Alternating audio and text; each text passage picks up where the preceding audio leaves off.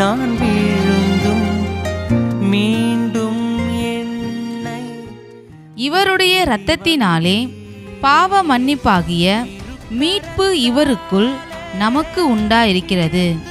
எபேசியர் 1:7